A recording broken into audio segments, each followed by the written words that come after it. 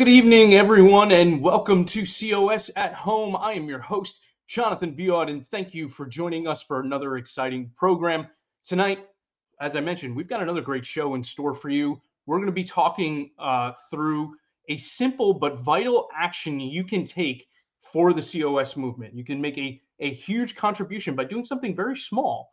And we're going to be talking about that. We're also going to be covering a really important question that a viewer has submitted to us.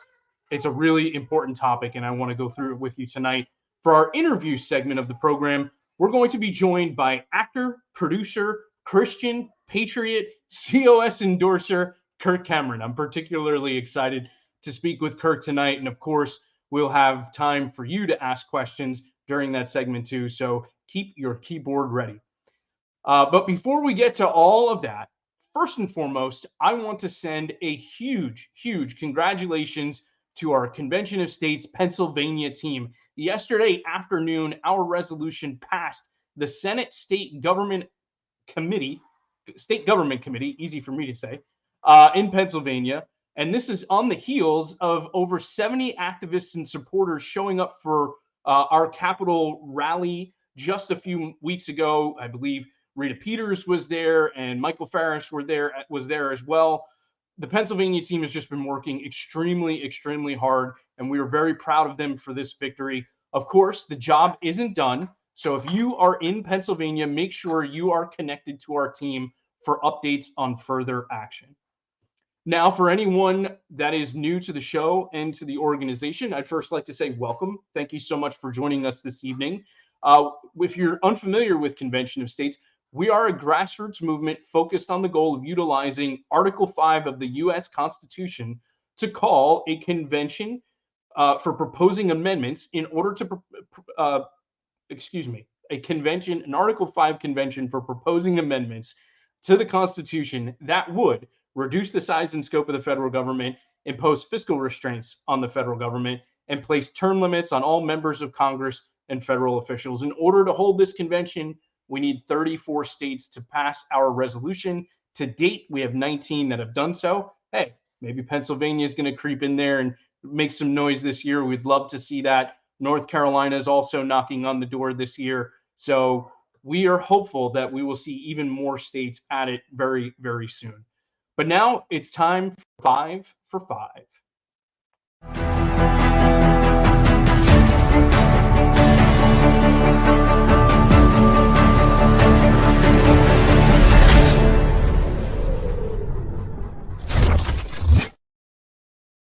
Okay, so tonight for 5 for 5, we want to educate you on the endorsers of Convention of States and Article 5. These are patriots that are doing everything they can to help us spread the word about Convention of States revolution. Check it out. Let's talk about Congress. Hey, Congress is full of people who don't know what the hell they're doing, but want to control your lives. The longer they stay in, the more connected they become to special interests, and special interests are destroying our nation. They give each other what they want, and they stick the taxpayer with the bill. What's going to happen to the millennials? Unfunded liabilities plus debt now is $144 trillion. Politicians come in and say they're going to change it, and they never, ever do. We're not going to surrender the greatest country on the face of the earth and turn it into another failed European experiment. The question is today, will we use the Constitution to save the Constitution? Our framers in particular foresaw that this day would come. The Peach State is making history. Lawmakers passed a preliminary measure today for a convention of states. The Missouri House passed a measure calling for a convention of states. The Convention of States. The Article 5 Convention of States. Convention of States. Convention of States. Convention of the States. How does the Convention of States? Convention of the States. The Convention of States. Convention of States. For the States Project. Mark Meckler. Now you run a group trying to build a movement. You're saying the work is being done across this country to get to that 34 state threshold, and whether Washington wants it or not, the people hold a convention to limit the powers of the federal government. It's right there in Article 5. Article 5 of the Constitution was included by the founders for this exact time. Where Washington would so depart from our principles That only we, the people, could cut it down to size. So I think it may well take a convention to wake them up. I've been a longtime supporter of the Convention of States to reestablish the sort of guiding principles of the Constitution. The Convention of the States empowers the people of America to get some things done that they've long wanted. By using Article 5 of the Constitution, we can pursue reforms such as a balanced budget amendment. It's term limits on Congress, term limits on judges, and a balanced budget amendment for America. It's becoming 11th state to call for a convention to limit federal government power. The Arkansas House passed a resolution that calls for a convention of states. 30 states, Steve, 30, have either passed it in their state legislature or are actively considering it. So there is a pathway to that number. Just literally nothing like this has been done in American history. If you want to put government back in check, it's only going to be us, the people, do it. And so this is the last chance I think we, the people, have to get back in the control of the constitutional reins of our republic. Inspire them to make sure that we pass on a better America. That is the next revolution we need. No, we have to do this. Governor Greg Abbott is calling for more states to get on board with a push for a convention of states. Tomorrow we're going to work to make sure that we add the 13th, 14th, 15th, all the way up to the 34th state. A year, 10 years, 100 years, whatever it takes.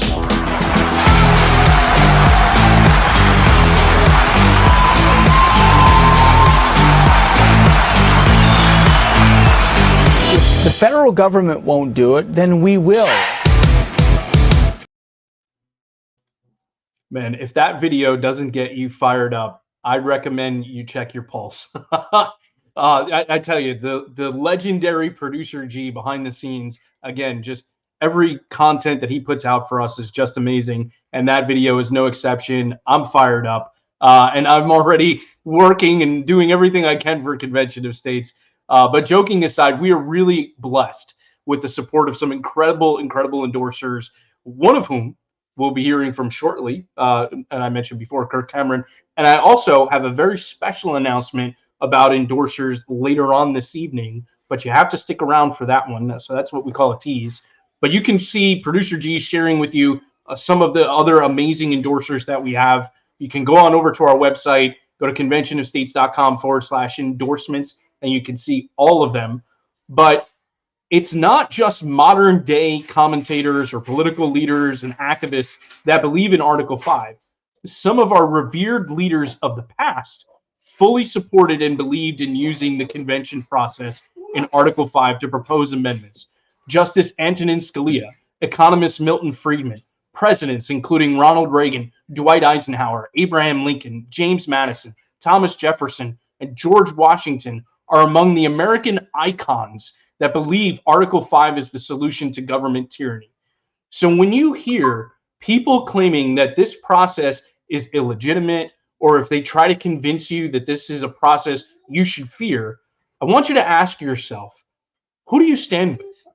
Do you stand with the over 5 million Americans who support this? Do you stand with the American icons of today and our past?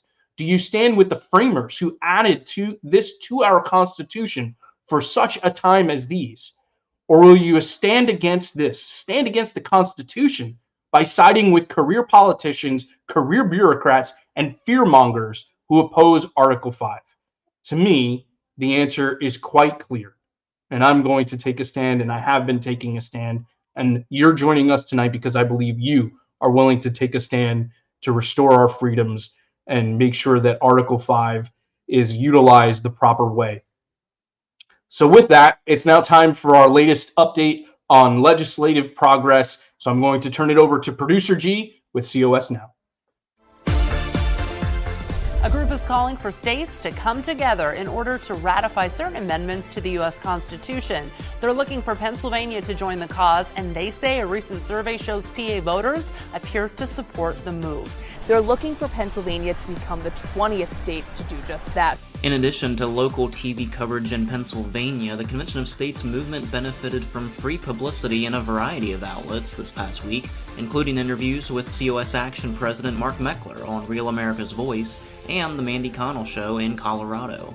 Colorado recently became the 21st state to introduce the action in 2024. Now, it is bipartisan because people who are Republicans and people who are Democrats, they're all sick of the same garbage. Yeah, I mean, first of all, is term limits. 85% of Americans are in favor of term limits for Congress. They'll never put those on themselves. I'm also a fan, and this application allows term limits on staffers and bureaucrats. I call it the Fauci Amendment. We don't ever want to see another Anthony Fauci. Nobody should be in the federal government for 40 years. Second is anything that would impose fiscal restraints on the federal government. About 80 to 85% of people want some form of balanced budget amendment. I think we also need tax caps and spending caps. We need to impose generally accepted accounting principles on the federal government. Virtually all Americans support those things. Again, Congress will never do that to themselves. The first to admit I dismissed it out of hand for a long time. But what else are we going to do?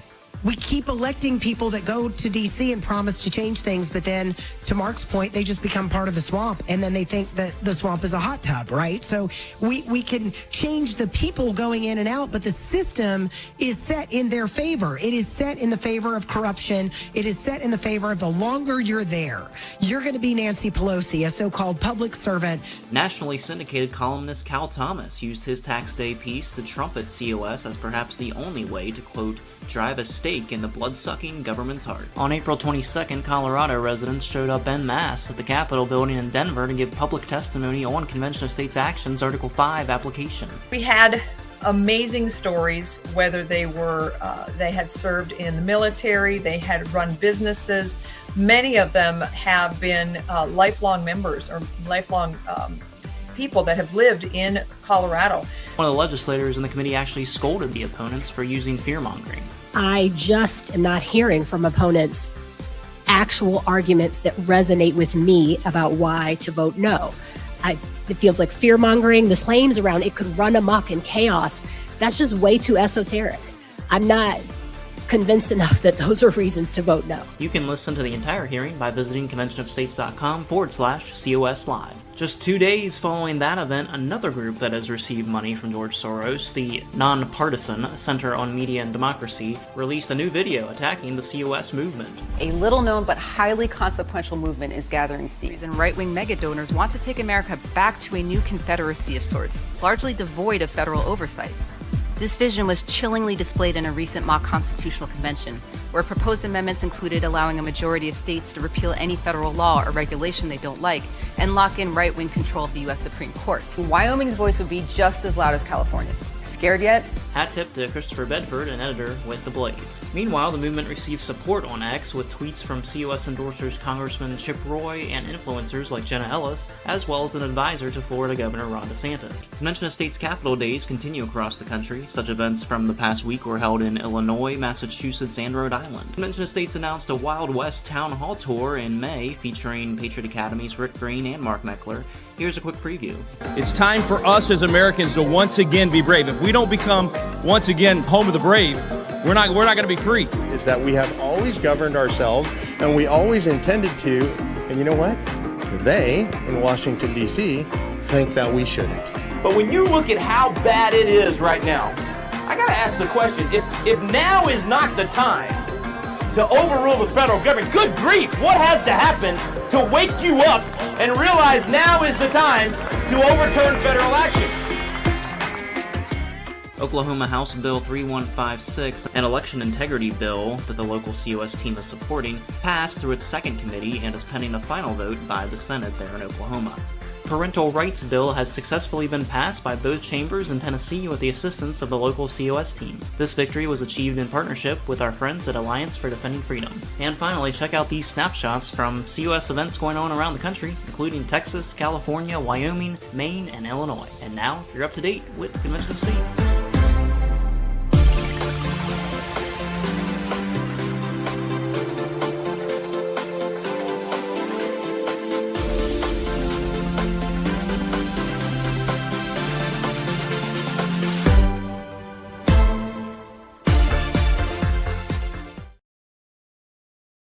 I think my favorite part from that video was, are you terrified that Wyoming will have the same voice as California? Actually, I think Wyoming's voice should be louder than California, but that's my opinion. Amazing to me how people fear such a process that really is not something that should be terrifying. It's exactly what the founders and the framers put into our Constitution to protect our country. So it's just crazy that people are so terrified of such a horrible thing like this. But really amazing work across the country from so many of our activists. There's one thing that I wanted to point out. As you know, We mentioned congratulations to Pennsylvania because of all of their wonderful work. That was not included in the video. One other thing that happened yesterday, tip of the cap to our COS Louisiana team, they're supporting F3 legislation in their state that would say that the WHO, the WEF, the United Nations, those organizations do not have any power or jurisdiction over the people of Louisiana. That passed House committee. It's already passed the Senate entirely. It passed the House committee yesterday. We had activists and supporters there testifying on behalf of that legislation. It's now moving to the full House and is very close to passing there. So great job from our COS Louisiana team. And did you catch that Rick Green and Mark Meckler, they're going to be traveling out there in the Wild West region. So if you want to join them during this tour next week, you can go to conventionofstates.com/Wild West to get your information, to register. Make sure you're there for these town halls. They're going to be really special. I was speaking with Mark about it earlier today. He's excited about this.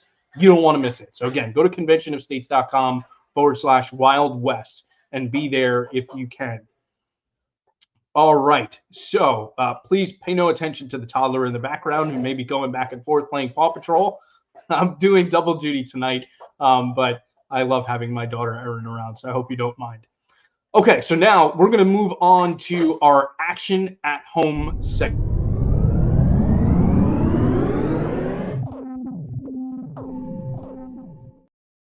All right, so tonight we're going to show you how you can easily receive state-specific news directly to your inbox by creating your own Citizen Builder account.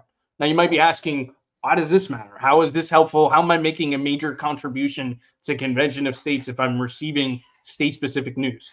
Well, as I mentioned, and I've been talking about, Pennsylvania is currently on the march. Having just passed our resolution through a committee in the Senate, the team is going to focus on getting our resolution through the entire Senate. And then after we're through the Senate, we have to focus on the House. We won't be able to do that without the participation of supporters in Pennsylvania. And one of the best ways we connect with our supporters is through email. It's one of the top things that we do. We collect emails when people are filling out the petition. So we're constantly sending messages and notifying our supporters of important things. And if you aren't connected, you won't know when action is needed, which may leave us without the support needed to accomplish our goals. So with the help of Producer G, we're going to walk through exactly how you can create an account on Citizen Builder. So the first thing you'll want to do is go on over to conventionofstates.com. In the upper right-hand corner, you'll click that button there. That'll be to sign in. And if you haven't created an account, this is the opportunity for you to do so. You can do so using your social media accounts through Facebook or through X, the artist formerly known as Twitter, or you can use an email address and just create it that way.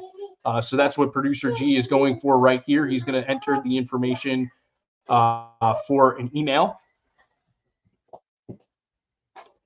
Give me liberty forever at gmail.com. Now that is an email address.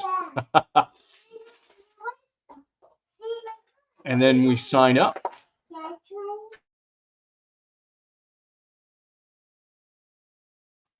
Okay, and then you'll receive this message, and it will let you know that a confirmation link has been sent to your email. This is an important step. So you want to make sure you go to your email and you confirm this account, okay? Because otherwise you won't receive things just by signing up that way. You have to make sure you confirm your account. This is the link that it will send to you. So you'll click confirm my account. And then it says your email address has been successfully confirmed. So you can enter your email and the password that you created. And then click sign in, and you should have access. Whoa. There we go. Or not, just kidding.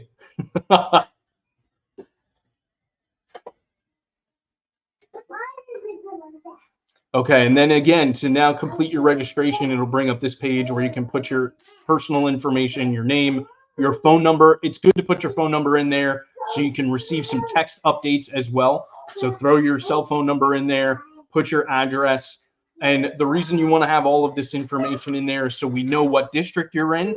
It's possible we may focus on just your district because let's say in Pennsylvania, we're able to get through the Senate and then we are in the House. what we typically do when it's in committee is we'll ask our supporters in specific districts to contact their legislators that are sitting on that committee, right? So we'll focus on the supporters in the districts of committee members and ask them to reach out. Because why? Because constituents are the ones that hold the most power. So it's important that we know where you live, so that this way we know which legislator is yours, and then we can contact you about that information. But by doing that, you'll have access to the website. You'll be able to see some important blogs and updates and everything. But this is just a small thing that you can do that you can make a huge impact, because, like I said, whether you live in Pennsylvania or you live in Louisiana, where we're going to be contacting legislators and asking them to support SB 133 there in Louisiana, we need to be able to contact you. We need to be able to send you email blasts or text blasts, and then we can help you and show you ways that you can take action from there. We provide you with scripts or other things that you can do, some emails you can send to your legislators. Having a rough time over there, huh? So please make sure that you sign up for our emails and get that information. All right. So now let's go ahead and go to the Minutemen mailbag.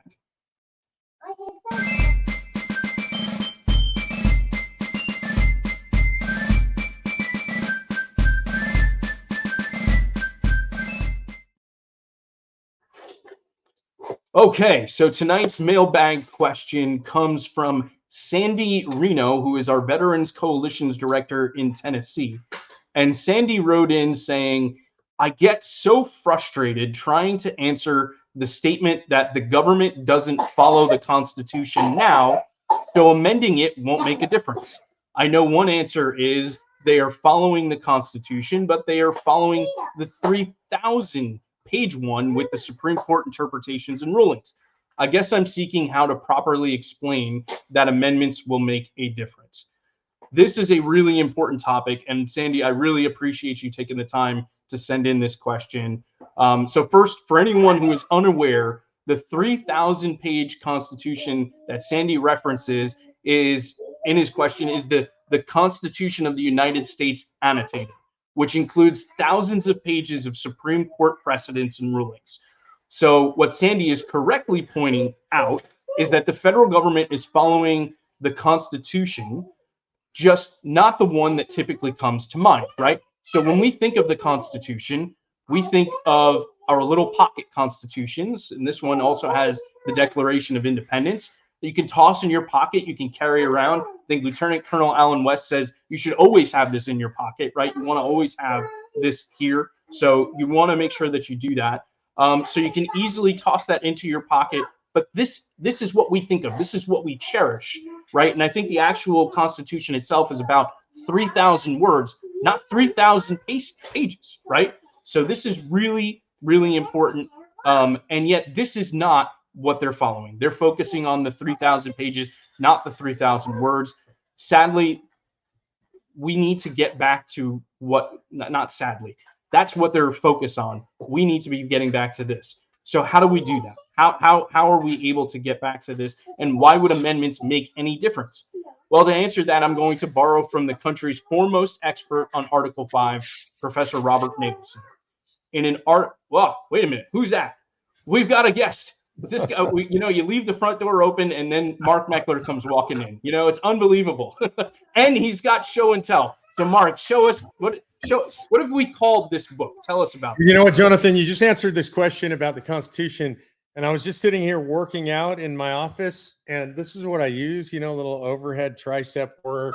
You do some curls with this, a little bench press, right? Because this literally, if you look at what it says on the spine, I don't know if you can read that, but it says Constitution of the United States of America. And I think this is really weird. When I discovered this, I was completely blown away. This was a fluke find on the Government Publishing Office page. And I went there and I was looking to order some constitutions, and I saw U.S. Constitution was about $130, $135. And I thought, this is a gold leaf Constitution. What could it possibly be? And I actually called them up, and that's when I realized it was this. And what this contains is every single case ever issued by the United States Supreme Court since its inception, telling us what the 4,000 word Constitution means. I mean, this is absolutely ridiculous. This one is over 3,000 pages now with supplements, printed in 2012. They're supposed to print them every 10 years. Unbelievably, in 2022, they said they didn't have enough money to print the Constitution, right? $34 trillion of debt, but they can't afford to print a Constitution. So, look, I think that question is great. I do give the same answer that you did, Sandy, same that Jonathan gives, which is, which Constitution are you talking about? But I also think it's important to understand we have to do something about this. And I also want people to understand, look, I still think there are times when they actually don't follow the U.S. Constitution. It's not fair to say that they always do. I think there are times and places when they breach the letter and the intent of the United States Constitution. And then what we find is there are good organizations like America First Legal or Alliance Defending Freedom and the Religious Liberty or Pacific Legal Institute. These are organizations, First Legal, that go after the federal government when they violate the Constitution. So one thing we do is we do that, but the other thing we do is we go after this. And people have to understand that a lot of things that the federal government does, literally it says they can do them in here. And so they're still following what the courts say that they can do. Sometimes we call this Conan, the Constitution annotated, like Conan the Barbarian. My favorite phrase for it is the courtstitution. This is the court-created Constitution. And the way we amend that is we pass amendments and we cut this back down. So I think that's a great question, Jonathan. And by the way, I'm here because apparently our special guest that we were supposed to have, somehow something happened to him. I don't know exactly what happened to Kirk. We'll find out later on, but he didn't make it. I heard you guys were without a special guest, not near as special as Kirk. I decided to drop in anyway. Well, we appreciate that. And you know, now I'm learning something. So now you can tell folks why Mark's arms look the way they do and why my arms are very skimpy, because I've been working out with this and he's been working out with Conan. So we're going to have to get you one of these, Jonathan. Yeah, please do. Please do. So, Mark, part of what Sandy was getting at with that, though, is why would amendments make a difference? And I was reading up on, Professor Robert Nadelson's article, The Lamp of Experience, and that constitutional amendments work.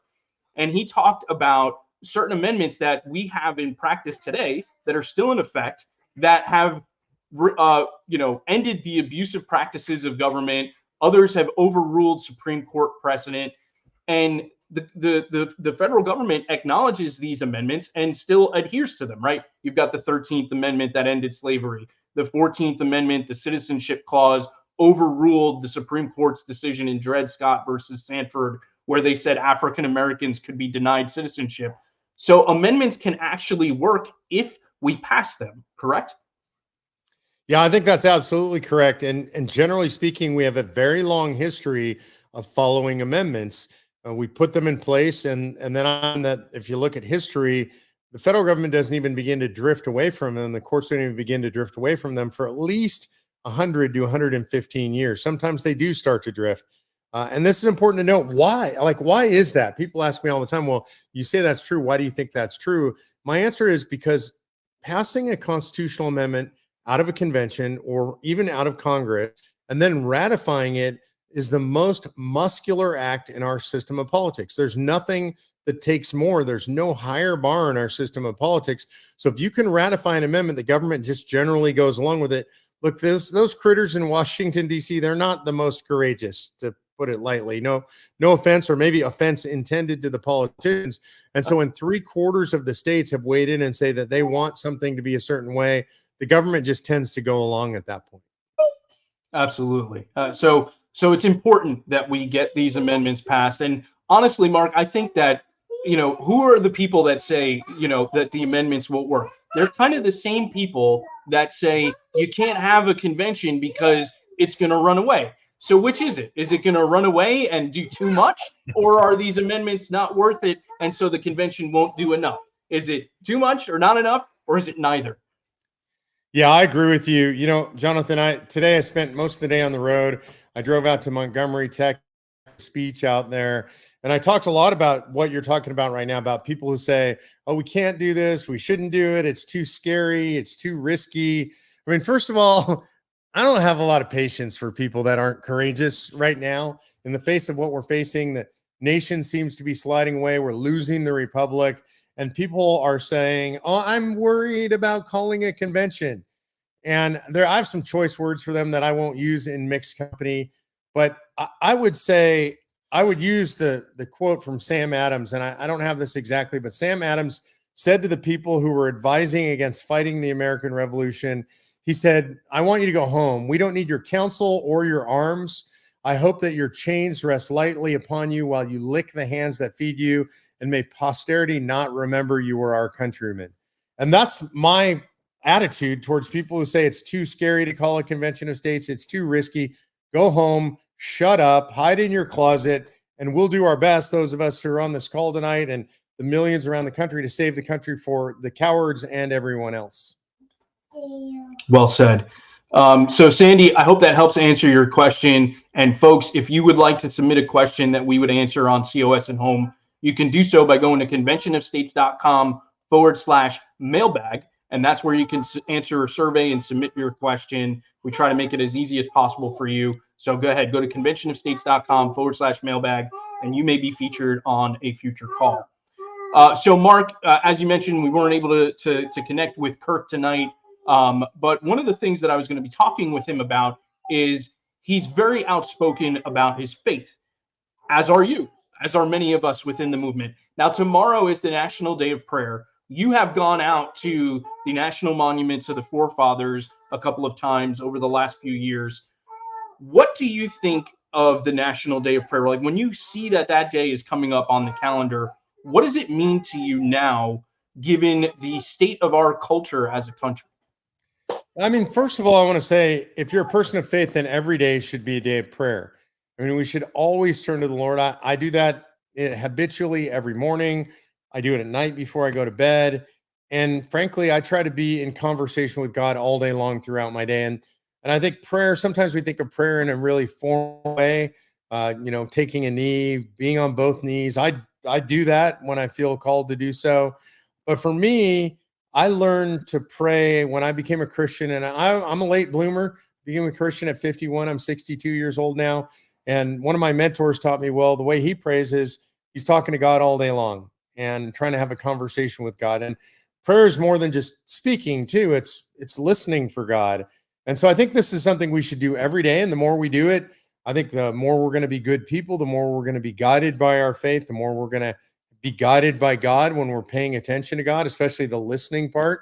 But I also think it's important as a nation that we have a day where we really focus and we really turn to God and we really dedicate ourselves to praying to God, to remind ourselves that this is an incredibly important thing. When you look at the history of the country, if you look at the Continental Congress, when they were conducting the War for Independence, Ben Franklin says they prayed every time they met.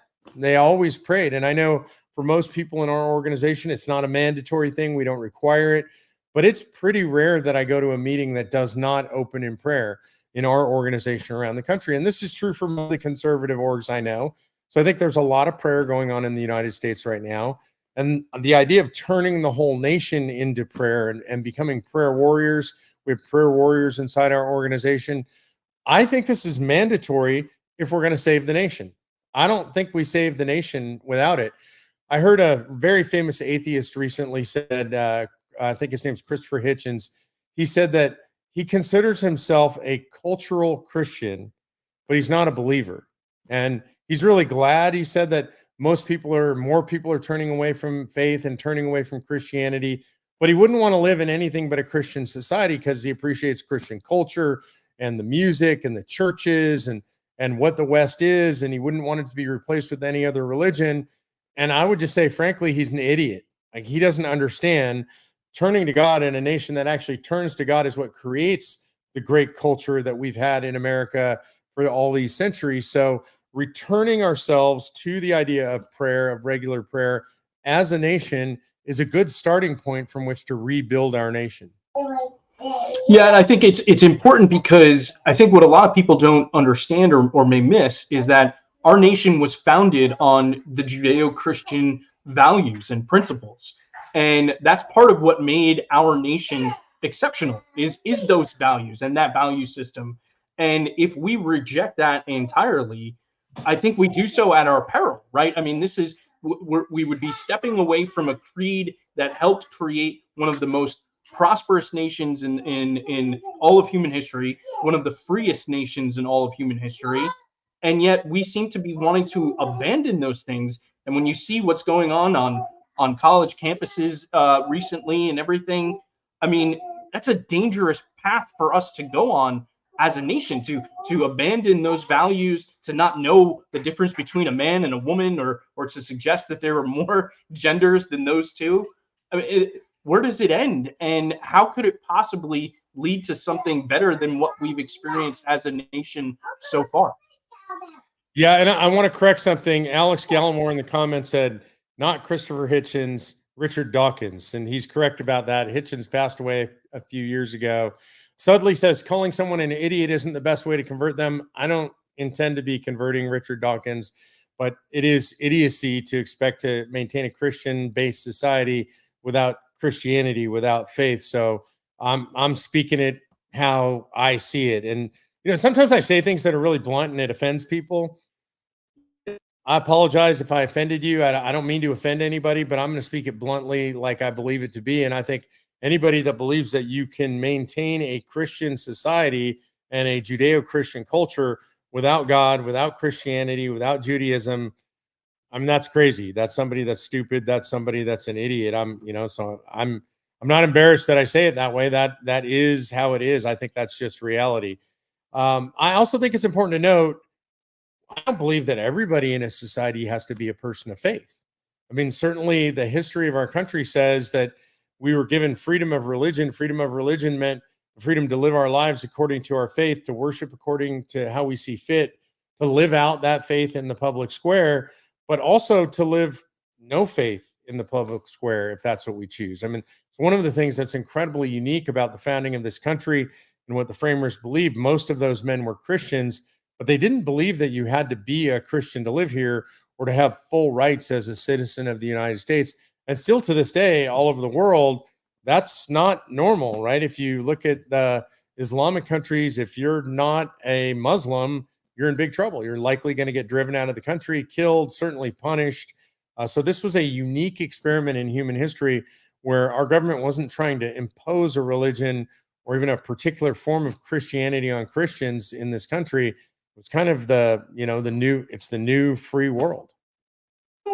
Absolutely. Now, I've got a toddler here. I see you've got a dog over your shoulder. But really what was catching my eye as we're talking about the National Day of Prayer is that monument that's over your shoulder as well. As I mentioned, the National Monument to the Forefathers. Not many people know about this monument, or at least I don't believe a lot of people know about it. Kirk Cameron obviously covered it in his documentary Monumental.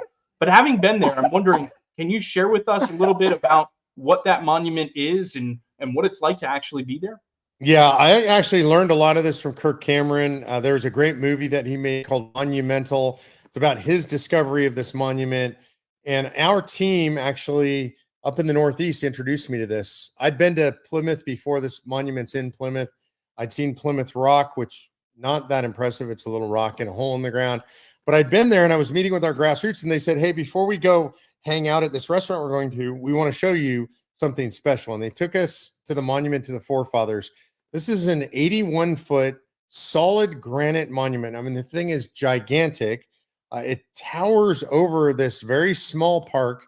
It's hidden away in a neighborhood in Plymouth, Massachusetts. If you don't know where it is, you'll never find it. You're not going to run across it. It's in a neighborhood. It's in the forest. It sits on top of a hill, and you cut into this little clearing, and all of a sudden it's standing there. And what it is it's the touchstone for our republic. Everything that it takes to build a great constitutional republic, our republic, is reflected in that monument to the forefathers. And I think it's the least appreciated and probably the most important monument in our history. On the top of the monument, and again, you can see it, it's a little blurry in the background there. That's a big replica of the monument to the forefathers. On top is a woman pointing to heaven, and her name is Faith, and she's wearing a crown, and she has no pupils in her eyes, which is really interesting. There's a couple of the statues on this monument that are no pupils, because faith is not looking outwards. Faith is looking inwards, right? And we get our faith through our relationship with God. She's pointing to heaven because she's pointing to God. All good forms of government come from God first. This is where we get it from. This structure, this belief in inalienable rights that we have here in the United States of America, that comes from God. She's got a Bible in one hand. That Bible is actually the Gutenberg Bible. One of the reasons that Bible is so interesting is that Bible was the first Bible that had verses printed in it. So you can actually study according to numbers. Right? That's not original scripture. That was imposed later on. So she has a study Bible in her hand. And then there are 4 statues around her down below that represent different things that are pillars of an organized, just, and godly society. There's inscriptions on each side. And this was built in, roughly started, I think, around 1850, something like that. It was paused during the Civil War. Yeah, there's an actual picture of the monument there now on your screen. Incredibly beautiful. Lincoln was one of the donors to this. There were donors from all over the country that built this. And it was intended to be the place that you could go and look and find the formula for a just and righteous formula of government if we ever lost our way. And Lord knows, I think we've lost our way now. Everybody should learn everything they can about the monument to the forefathers. Absolutely. And one great place for people to learn about that is it's covered in Patriot Academy's biblical citizenship course. As I mentioned, Kirk Cameron also talks about it in Monumental, but he was part of the Patriot Academy biblical citizenship course where they talk about it, as were you, talking about ways that we can use our faith and make sure that we're getting involved and being good citizens. And I figured that's a great segue to talk about, you've got a tour coming up with the author of the biblical citizenship course, Rick Green, next week. What can we expect, or what can our folks that are going to be out there in the Wild West attending those town halls, what can they expect from that conversation? Yeah, so we'll be in South Dakota, Wyoming, Montana, 3 stops. I'll be with Rick Green, who's one of my closest friends. What should we expect? Oh, Lord knows, man. When Rick and I get together, it's crazy. I can guarantee you that. It'll be really fun. I can promise you that. We always have fun when we're together. We're going to do a bunch of constitutional education. Of course, we're going to talk about Article 5, but we're going to talk more generally also about the state of the nation, about what it means to be a biblical citizen in the modern era, and about, can the Wild West actually help save the country? I think the answer is clearly yes. They can engage in convention of states. They can engage in politics more broadly. So that's what we're going to be doing. These will be an hour to an hour and a half meetings each of those 3 nights. You can find out more about that at conventionofstates.com. If you're in South Dakota, Wyoming, or Montana, I think the first stop is in Gillette, I believe is my first stop. That should be fun because there's going to be some of these wild and crazy John Birch guys show up. We actually have been told we should call the police and have some police presence there because they think they're going to interrupt the meeting. We like it when they try to do this kind of stuff. They make themselves look foolish. So I might expect a few fireworks if you're in Gillette, maybe some of the other cities, but we're going to have a great time. We're going to enjoy ourselves. We're going to have some fellowship, talk about the Constitution, do a little education, probably hang out afterwards too if you want to hang out and just sit around and chat with me and Rick. That sounds like an amazing event. So you don't want to miss those. And again, it's next week. You can go to conventionofstates.com/Wild West. There we go. Monday, Tuesday, Wednesday, Gillette, Miles City, Piedmont. You want to be out there for these to be a part of a great conversation. And, with tomorrow being the National Day of Prayer, and we've been having a lot of conversation about this, I actually just got a message from a buddy of ours in your state there, Mark, Texas, our dear friend Ron Schwartz, who recently converted to Christianity, and he's been on fire about it. And he actually created a prayer card that I think he shared with you, Mark. I know he shared it with me, and we now have that available for our activists to order on the Vistaprint store. I've shared it with producer G. Maybe we can get a copy of it up here. I know we're kind of operating from the hip here, but I know that Ron shared a special moment with you a couple of months ago. Would you mind sharing a little bit about that experience that Ron shared with you?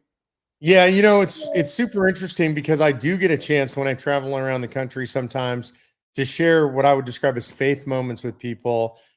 For those of you who don't know my story, my faith story, the very short version of a long story is, I was lost and then I was found. I was 51 when I became a believer, I became a Christian. I was raised as a secular Jew in a secular Jewish household. I went through a period of atheism and agnosticism. And luckily, I've been married to a wonderful, believing woman my whole life, almost 31 years now. But I can relate to people who aren't people of faith or people of other faiths, because I've been there. I was not blessed to be raised in a family that was a deeply faithful family that had any form of actual serious religion in the house.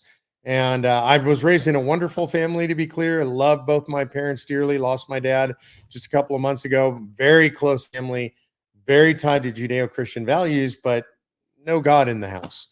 And so for me, coming to God when I was 51 years old, it was like a burst of lightning. So funny because I can hear the thunder and see the lightning outside right now. Perfect timing. So for me, it's just been a profound transformation. And I know Ron experienced something similar recently. Ron, like me, was raised in a Jewish household. And before I went to this meeting in the small town in Texas where I was speaking, I do a lot of this. Somebody told me Ron's going to be there, and Ron just accepted Christ. That was that morning, literally, I think. And so he showed up, and it was just very emotional to be with somebody who just had this experience, a very similar experience to what I had. Ron's an older guy like me. So for the two of us to be there together, really seriously brought tears to my eyes. I got a great long hug from Ron. There's a lot of things that are unsaid that are said in a moment like that, really meaningful to me. And Ron's definitely on fire and spreading a lot of prayer around, and I'm really proud of him for that. Absolutely. And he wants to share this card with as many people as possible, this prayer that he put together that he just feels so strongly about. And it's available in our Vistaprint store for our activists to order. There's a QR code on there that brings you to the Convention of States website, but it's got the entire prayer on the back. I apologize, Producer G. I know I'm putting you on the spot, but this is a great way to just get the word out about God, family, country. And it's important. Again, our nation was founded on these Judeo-Christian values. So we need to return and restore our nation to that in order to preserve our liberty. And there we also have an article that was written about Ron's conversation. Our great Jake Fay put that article together. Maybe we can share the link with that with everyone so you can take a look and read a little bit about Ron's story. But we love to hear these stories, and it's kind of unique to Convention of States. There aren't that many organizations where people feel comfortable to come and have these conversations about their faith journeys, in addition to all of the activism that they're doing across the country. Yeah, I have to go to one of the comments though, Jonathan, and I feel terrible about this because Aubrey Presby is saying, "Thanks, Cindy. I love seeing Mark, but was really looking for Kirk as he was my heartthrob as a teenager." And I'm so sorry, Aubrey, because Kirk's kind of one of my heartthrobs right now. So I know exactly how you feel. And I'm neither as handsome nor as talented as Kirk is. So I'm doing my best to fill in. I got the beard at least, so that I'm doing my best to fill in for him. So I am going to make a pitch for Kirk right now. And I don't know why he didn't make it. I'll make him feel really bad about it, and he'll come next time probably. But I just want to make a pitch for Kirk. And I want to tell a couple of stories about him. I've had the chance to talk to him a lot and spend time with him now. One of the most amazing things about Kirk is just what a regular guy he is. And, he was famous young. And for most people who get famous young, it ruins them. We all know the stories of the teenagers who became Hollywood stars and what it did to their lives. We usually see them messed up with drugs and sex and multiple tabloid relationships. And that just wasn't Kirk. It was never Kirk. I mean, super interesting.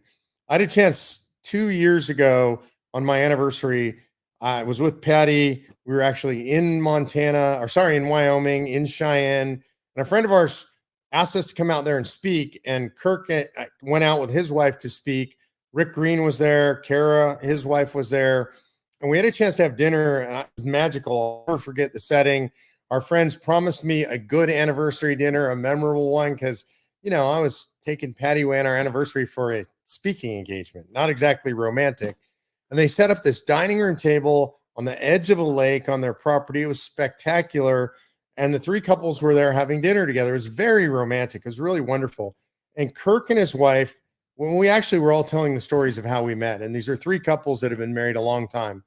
And so I told the story about how Patty and I were fixed up, and Patty thought it was a terrible mistake. She was very unhappy about it. Luckily, I chased her until she caught me. My friend Sam and his wife told their story.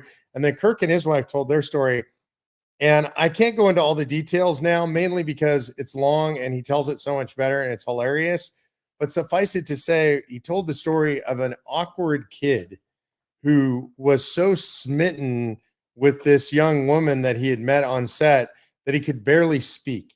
And he just didn't know what to say. And he was so awkward and uncomfortable. And the way he told the story was hilarious, the way he and his wife told the story. But my point is, he, and Aubrey mentioned this, he was the teenage heartthrob. And all these girls all over the country were absolutely in love with him. And here he was smitten with this young woman, and he was tongue-tied. He couldn't even speak. I mean, he was, every time he tried to talk to her, he'd make an idiot of himself. So he didn't see himself the way all of us saw him. This cool, suave, slick teenager. He's just a guy. And he was a guy who was always faithful to and had a relationship with God. And he had that going for him at that point in his life as well. And in Hollywood, that was way outside the norm. And when he met his wife, then, the girl that he was smitten with, she was a very godly young woman too. And so it was like this weird circle inside the chaos of Hollywood of these two young people who both put God first in their lives. A great story. And I've gotten a chance to know Kirk a lot better since then. And every time I talk to him, I'm blown away by his humility. And so what I want to pitch tonight, though, is his new show, because that's what he'd be talking to you about if he was here. And he's producing a new children's show right now, and it's called Mr. Kirk and Iggy. And it is a show modeled on Mr. Rogers' Neighborhood. And if you go out and look up Mr. Kirk and Iggy. It's been crowdfunded. They've made a bunch of the episodes now. I don't believe it started showing quite yet.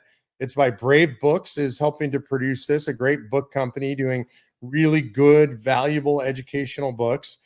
And Kirk is basically Mr. Rogers in this show. And he has a neighborhood and he has neighbors who come visit. And Iggy is a iguana puppet that is his sidekick in this show. And it is just absolutely enjoyable, fun, wholesome, educational entertainment television. High value production. You can imagine with Kirk Cameron, he knows what he's doing. And so they're doing a great job of it. And I think this is going to fill a niche that you and I know is empty right now. This really wholesome, great educational programming. And look, Mr. Rogers was one of a kind, and I miss him. And if anybody can fill those shoes, it's Kirk Cameron. That's awesome. And Mark, thank you so much for sharing that story. Thank you for jumping on here. We really appreciate it. I think the full show name is Adventures with Iggy and Mr. Kirk. We're going to be excited to be looking out for that. Maybe even Aaron will be one of the people that will want to check that out. So, Mark, really appreciate you taking the time to jump on and fill in for Kirk. We're going to have to give him a hard time over this, but I look forward to having him on in the future to share more about this. Thanks for having me. Aaron, good seeing you, young lady. She's the cutest kid in Convention Estates. I'm just saying. See you guys. No argument for me. All right. So now let's go ahead and go to the COS Voices segment of the program.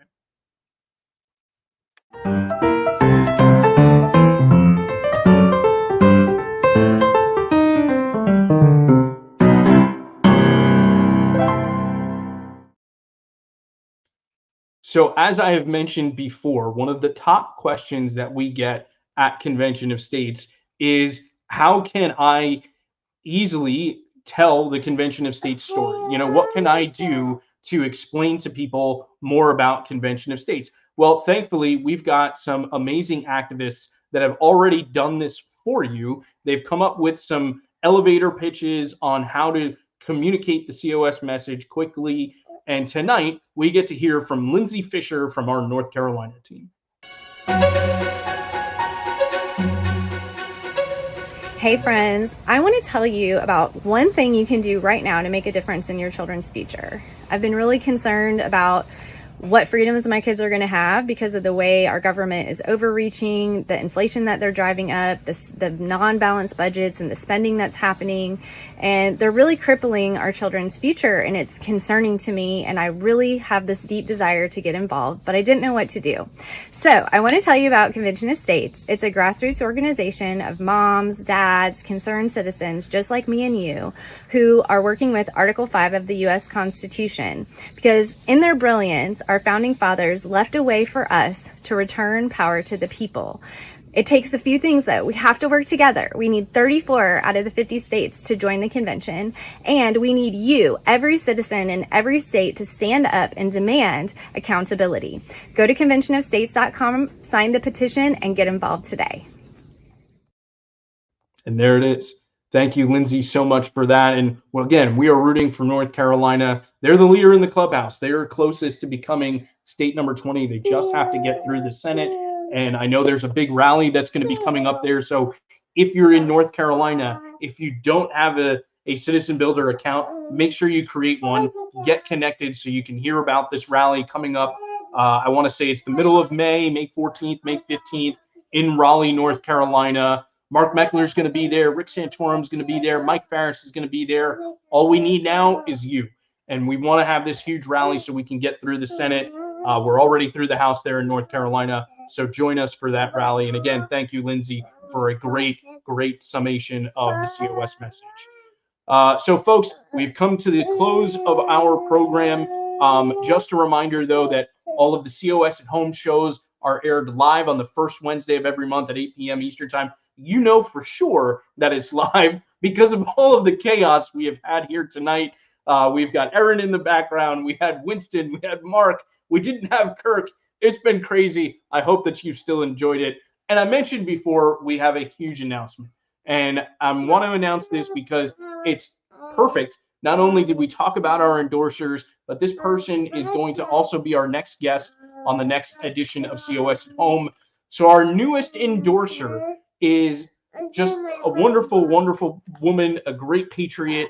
She is the former United States Congresswoman from the state of New Mexico, Yvette Herrell. She just became our endorser. We're going to be releasing this tomorrow, so this is breaking news for you here tonight on COS at Home. And Congresswoman Herrell is going to be our guest on our next COS at Home in June, and that's going to be Wednesday, June 5th, 8 p.m. Eastern Time. Come on back and join us for that conversation. We'll be asking her, why did you endorse Convention of States? What did you see while you were in Congress that made you believe that utilizing this process in Article 5 is the solution big enough to solve the problem? So join us for that conversation. I think it's going to be a great one. We don't have that many women that have become endorsers of Convention of States, so I'm excited that we have the Congresswoman coming on, and hopefully we can continue to grow our ranks of our endorsers. So ladies and gentlemen, as always, this has been a lot of fun, a lot of chaos, but we enjoy it all anyway. I hope you've enjoyed the show too. It was wonderful to be with you. Thank you to Mark for jumping in and filling in for Kirk Cameron. We will absolutely get him on a future show. Big thanks always to the legendary producer G for all of the work he does behind the scenes and managing the chaos with me. Couldn't do it without you, brother, so thank you so much. But of course, as I always say, the greatest thanks for all of this goes to you. You, the people that continue to support Convention of States, you, the activists that show up, stand up, and speak out on this important issue. We are going to accomplish our mission because of all of you, because of everything that you do. I want to point out Catherine Del Conte right there, the rally in Raleigh, May 5th, 11 to 1 p.m. So if you're in North Carolina or in the area, make sure you show up for that rally. But we're going to be successful. We're going to preserve liberty in this country for my daughter, for our grandchildren and children, because of the hard work that all of you put into this. So thank you for everything that you do. Let's make sure that we're taking action to reclaim our liberty, save our nation, restore our country to a culture of self-governance. Thank you so much for joining us again. God bless you. Have a wonderful night, and we'll see you in June.